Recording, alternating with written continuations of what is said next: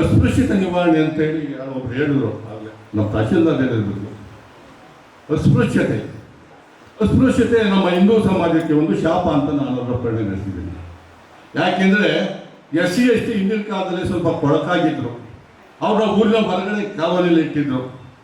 ಈಗ ಅವ್ರು ನಮಗಿನ್ನ ಶುದ್ಧವಾಗಿದ್ದಾರೆ. ಆದ್ದರಿಂದ ನಾವು ಅವರು ದೇವಸ್ಥಾನಕ್ಕೆ ಬಂದರೆ ಯಾವುದೇ ಪ್ರತಿಕ್ರಿಯೆ ನೀಡಬಾರದು. ಅವರನ್ನು ಎಲ್ಲರನ್ನು ಸಮಾನಂತೆ ಕಾಣಬೇಕು. ತಿಳ್ಕೊಳ್ಳಿ, ನಮ್ಮ ಮಾಗಡಿ ತಾಲೂಕಿನಲ್ಲಿ ಪರ್ವತಯ್ಯ ಅಂತ ಒಬ್ಬರು ಅರ್ಚಕರಿದ್ದರು. ಅವ್ರ ದೇವಸ್ಥಾನ ಶಿಥಿಲವಾಗಿತ್ತು, ಓಪನ್ ಆಯಿತು. ಓಪನಿಂಗ್ ದಿವಸ ನಾವು ಹೋಗಿದ್ದು.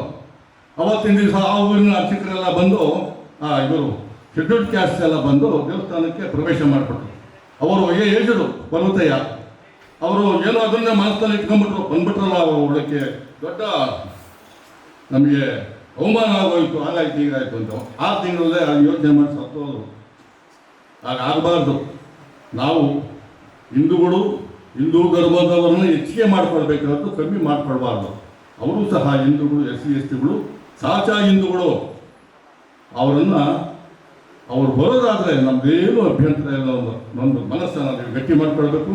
ಅವರು ಊರಿನ ಮುಖಂಡರು, ಊರಿನ ದೊಡ್ಡ ಮೇಲ್ವರ್ಗದವರು ಅದೇನಾದ್ರು ಮಾಡ್ಕೊಳ್ಳಿ, ಅವರು ಸಂಘರ್ಷನ, ಅದು ನಮಗೆ ಬೇಕಾಗಿಲ್ಲ. ನಮಗೆ ಬೇಕಾಗಿರೋದೇನು, ಭಕ್ತರ ಸಂಖ್ಯೆ ಹೆಚ್ಚಿಕೊಳ್ಬೇಕು, ಹಿಂದೂ ಧರ್ಮ ಸಂಖ್ಯೆ ಹೆಚ್ಚಿಕೊಳ್ಬೇಕು. ಅದು ನಮ್ಮ ಉದ್ದೇಶ.